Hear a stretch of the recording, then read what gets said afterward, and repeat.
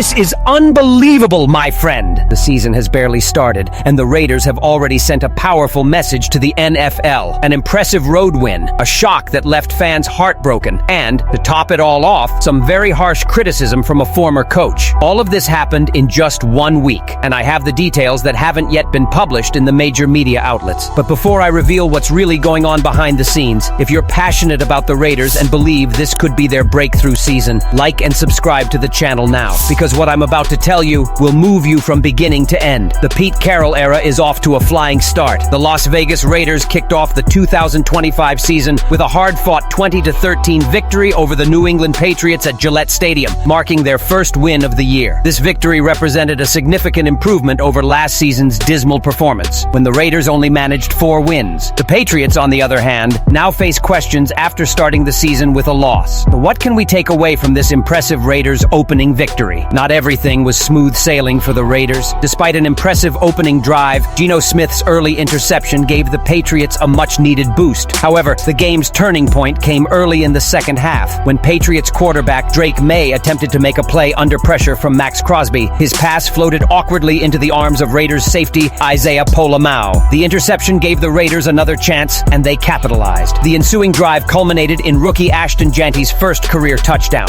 which propelled the Raiders to a lead they would never relinquish. This was an undeniable moment of growth for the team, which proceeded to control the rest of the game. A standout performance came from wide receiver Jacoby Myers, who was betting on himself in a contract year. What better way to stand out than by having a strong game against your former team? Myers played a crucial role in the offense, emerging as Geno Smith's top target. He finished the day with 8 receptions, totaling 95 yards. His presence was felt all over the field, helping to balance the Raiders' offense. Myers' success in this game could pave the way for a more secure future in Las Vegas, especially considering the uncertainty surrounding his contract. For the Raiders, having Myers back in the game and fully engaged could be invaluable in the long run. However, not everything went as planned for the Raiders. A glaring issue that needs immediate attention is pass protection. Despite the victory, the Raiders struggled to keep Geno Smith in position, allowing the Patriots' defense to pick him off 4 times. Harold Landry III, in particular, had a standout game for the New England Patriots, recording 2.5 sacks. This inability to protect the quarterback could pose a greater challenge as the season progresses. Fortunately, the Raiders have a full week of practice to address the issues before their home opener against the Los Angeles Chargers. And if the victory in Foxborough already brought confidence, the biggest concern came soon after, with a scare involving one of the team's biggest stars. In one of the most tense moments of the Raiders' week 1 victory over the Patriots, one of the most anticipated players of the season, tight end Brock Bowers, underwent knee surgery. The incident occurred in the 3rd quarter of the game, shortly after an impressive 38-yard reception by Geno Smith, which left Las Vegas Raiders fans on the edge of their seats. Bowers, until then one of the game's standouts, limped off the field, sparking concern among fans and the coaching staff. The impact of this injury could be devastating for the Raiders, who place high expectations on Bowers' talent. However, after the game, Coach Pete Carroll revealed that Bowers himself wanted to return to the field and continue the battle, but the decision was a cautious one. The coaching staff, wisely confident, preferred not to take any chances. Bowers was determined to return, but we decided to be cautious and watch him, Carroll said in a post-game interview. The tight end was then taken to the medical tent, where he received initial treatment, and fans anxiously awaited news. And then came halftime.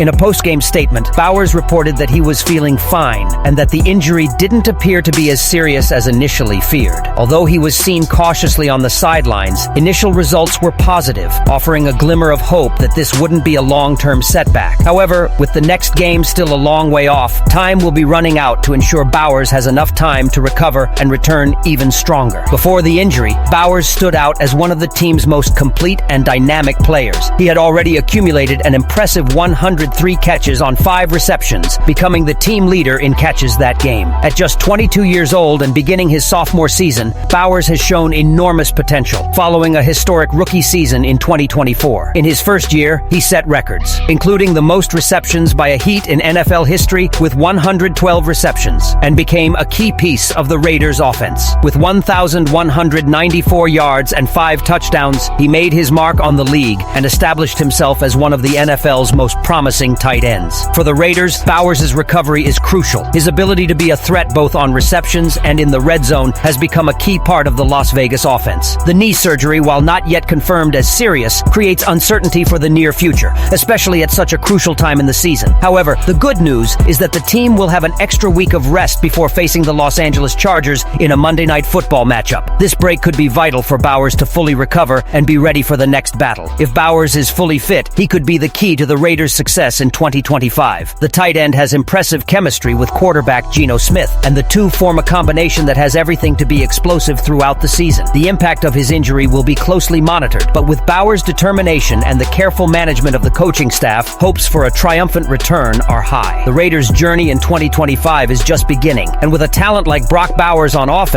there are high expectations for the future. Now, we can only hope that Bowers' show continues uninterrupted and that time continues to grow toward his goals. But while Bowers was breathing a sigh of relief, someone from the Raiders' recent past decided to weigh in with their opinion, and they didn't hold back. Ahead of the Raiders' highly anticipated Week 1 matchup against the Patriots, former head coach Antonio Pierce didn't mince words when sharing his thoughts on his former tenure. Now a CBS sports analyst, Pierce took the opportunity to address the rumor that the Raiders are taking over from Pete Carroll, and as expected, his statements were nothing short of bold and direct. In 2024, Pierce had the difficult task of leading the Raiders, but his position was replaced by Carroll this offseason. However, his words don't hide his respect and admiration for the direction the franchise appears to be taking under the new leadership. The Raiders need consistency in building their future, Pierce stated emphatically in an interview with CBS Sports. Having closely followed the team's ups and downs, Pierce believes the biggest challenge for the season has been finding stability. Pete Carroll is what the Raiders need for some time: stability, leadership, and a clear vision, he added. Pierce was full of praise for the Raiders' new coach. He highlighted Carroll's ability to attract key talent to the team, such as quarterback Geno Smith, who, according to Pierce, could be a key to the Raiders' success. He's the kind of guy who will fight for you, Pierce said of Smith. Having a quarterback you believe in can make all the difference. The assessment is clear. With a leader like Smith, the team gains a new dimension and the confidence of its players. Furthermore, Pierce emphasizes the importance of the alignment between Carroll and general manager John Spytek. For the former coach, this harmony between the coaching staff and the front office is crucial to the Raiders' success. They are in this together, he stated. The team now has a chance to become truly competitive, and this connection between them is key to building a championship-caliber season. Pierce made it clear that it is this unity that can transform the franchise's prospects in 2025 and beyond. Pierce's words didn't go unnoticed. They served as a powerful reminder of how much the Raiders have evolved in such a short time. From a period marked by instability and lack of focus, the franchise now moves in a clearer and renewed direction under Pete Carroll. The season opener already showed positive signs of this transformation, and with that, Raiders fans have reason to expect more from the team. Now, the big question on the minds of fans and analysts alike is whether the team will be able to maintain this momentum and build a sustainable future. For Pierce, consistency is key to ensuring that the team truly takes off. They have everything they need, he concluded, but we need to stay on track. For a long time, the Raiders lacked a solid foundation for success, but with Carroll at the helm, expectations for the future are higher than ever. What will the Raiders achieve with this golden opportunity? How could Brock Bowers' injury impact the Raiders' future, considering Antonio Pierce's optimistic outlook on a new era with Pete Carroll and the need for consistency for long-term success? Leave your opinion here, and don't forget to like and subscribe to the channel. I'll be back later to update you with the latest Raiders news.